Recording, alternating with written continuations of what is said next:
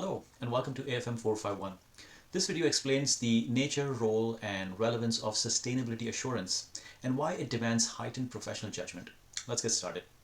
Sustainability assurance extends the assurance framework beyond financial statements into the environmental, social and governance or ESG reporting. The subject matter is broader, the criteria are evolving, and the measurement challenges are materially different from the traditional financial statement audits. Investors, lenders, regulators, and customers increasingly incorporate ESG metrics into valuation models and risk assessment. Climate exposure, supply chain integrity, labor practices, and governance qualities directly affects long-term cash flows as well as cost of capital. As a result, ESG disclosures are economically relevant and required. When information affects decision-making, demand for assurance follows.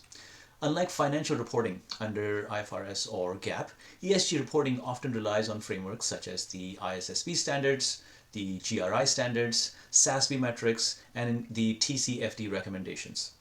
These frameworks are more principle-based rather than perspective-based. They require interpretation regarding materiality, scope, and disclosure depth. Auditors must evaluate whether the chosen criteria are suitable, consistently applied, and more importantly, transparent.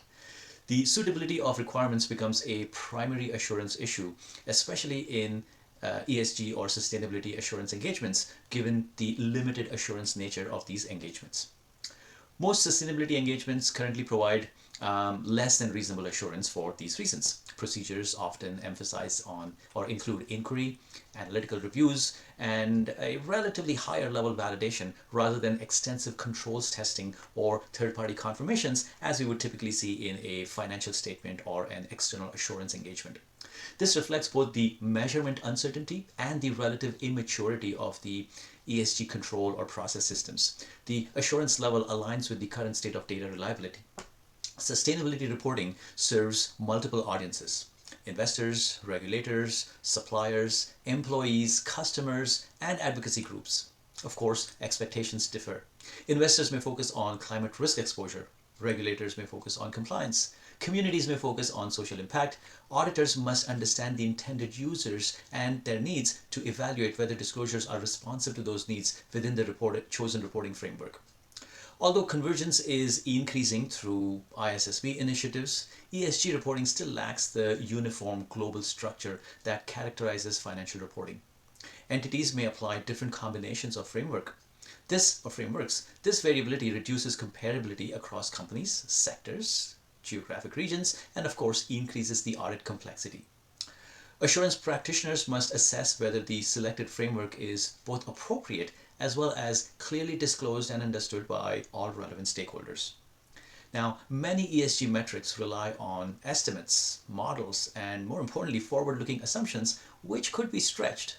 Carbon emissions calculations may depend on estimation techniques and third-party data, which may not be reliable or homogeneous.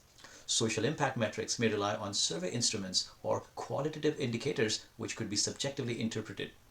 Data aggregation across global supply chain introduces further uncertainty and complexities. Auditors must evaluate estimation methodologies, underlying assumptions, and data integrity in these environments where precision is inherently limited, making our job all the more challenging.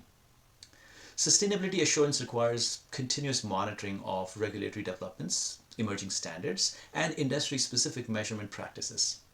Auditors must understand the basics of climate science, data analytics techniques, and evolving disclosure expectations. Proactivity is necessary because the reporting landscape changes rapidly.